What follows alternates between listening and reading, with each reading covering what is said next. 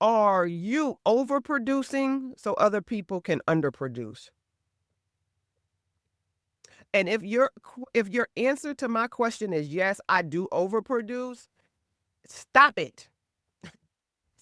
Stop it. Allow for equal distribution of work and task. You do what you do, and you let others do what they gonna do, okay?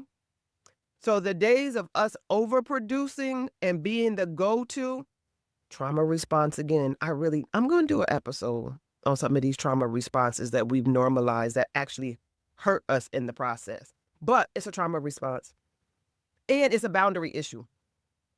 And so why do we then not enforce our boundaries even though we want to? We got that self-sabotage. We're too busy appearing strong, capable, and independent, super independent at all times, which is sabotaging. Because listen, if we're overproducing for everyone else, the things that we're actually made to do, the purpose that we're supposed to be walking in, then how, pray tell me, somebody tell me, how are we showing up healthy and with capacity to operate in purpose? Because we too, as I said earlier, we're a limited resource. And if we're a limited resource to people, how then can I operate in my full potential if I'm too busy being overproductive so people can underproduce? Stop it. Knock it off. They'll be okay. Listen, I know I'm giving you a lot, but if we can look at ways in which we can overcome self-sabotage, listen, I'm going to give you 5 questions. And I want you to kind of meditate on the 5 questions, right? And so the question is, number 1, am I avoiding or procrastinating doing tasks due to fear of failure? Do I downplay my achievements or feel like I don't deserve success? Am I holding myself to impossible standards? That's a big one. That's a big one. I want you to look at that. I want you to look at, have I or am I living someone else's life and using their checklist for my life? Am I holding up someone else's standards? Am I following someone else's roadmap? And the last question, which is very important, what is it that I want to do? What kind of life do I want to live? Answer those questions. Journal about it, y'all. Let's get the journals out.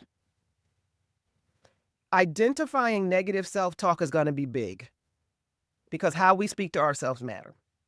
And so while you're journaling through those questions, how do I communicate with myself? And if you find that you are communicating, most of your communication is through negative self-talk, I want you to, every time you have a negative thought about yourself, I want you to counter it with an affirmation. You know what I do? When I feel the negative talk coming up, even now, because everybody has it, because thoughts just come, I use scripture, right? And so I go to the Bible and I have a set of scriptures that actually challenge what the thought is, and I add no value to that thought.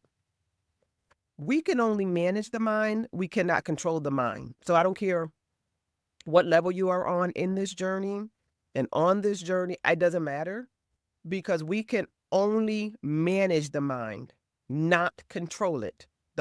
Your mind will come up with thousands and thousands of thoughts a day, but we don't have to add value to them.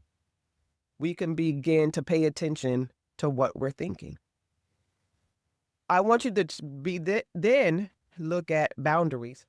Am I saying yes when I want to say no, and why am I doing that? Sometimes that might require getting into therapy, having a conversation if you already have a therapist, talking to your good girlfriends, really just identifying the issues behind poor boundaries. Because once you begin to enforce boundaries, you empower yourself. Not enforcing boundary gives away your power. We want all of it. We want to be in control of ourselves and no one else. So listen, I hope that you have learned something today with And Another Thing with Dr. Tasha, because listen, we're coming in hot and heavy to do the work so that we can heal and grow together. Heal and grow together. Listen, if this has helped you, I really, really, really want to hear from you. I want to listen, tag me in social media how this is helpful. Send me a DM. Let's talk. You can also email at any time, info@drnatashabooker.com. And I want to hear from you. We want to help you through this journey, right? If you need a therapist, get out there. Therapyforblackgirls.com is the one and the two. Find you someone to help navigate. Listen, share your story. Share your story and use a hashtag, unleashing. Listen, I'm with you. I'm your girl, Dr. Tash. Stay tuned for our next episode. Like and share with this. Thanks much. Have a great day.